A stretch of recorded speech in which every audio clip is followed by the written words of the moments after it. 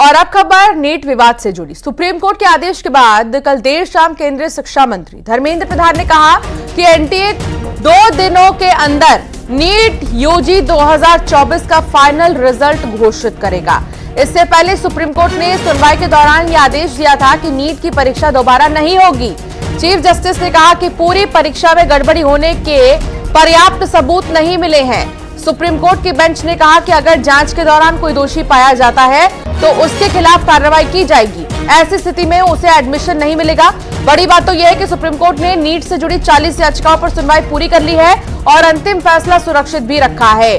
Chief justice ने कहा है कि कोर्ट पेपर लीक के ठोस सबूत के बिना री एग्जाम का फैसला नहीं दे सकता है। चीफ जस्टिस का यह भी कहना है कि हो सकता है कि सीबीआई जांच के बाद पूरी तस्वीर बदल जाए।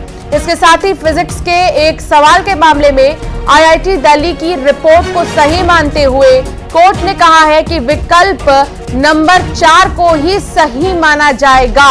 ये बेहद महत्वपूर्ण है, इसके कारण पूरी मेरिट लिस्ट पर फर्क पड़ेगा।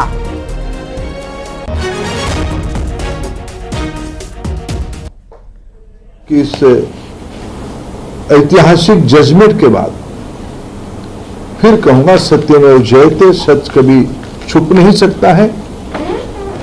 कुछ विषय मैंने कल पार्लियामेंट में कहा भी है।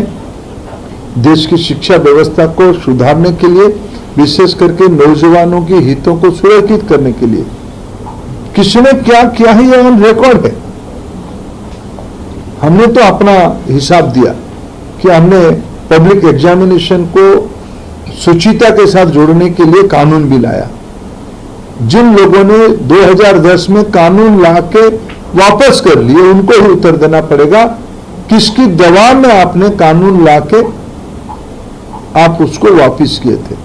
विरोधी दल की भूमिका आज की सुप्रीम कोर्ट की जजमेंट के बाद भी स्पष्ट हुई।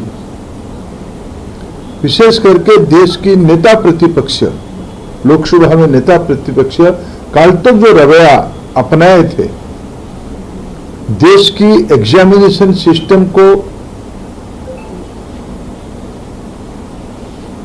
अमान्य करना, उसको सेम कहना, उसको रबिश कहना,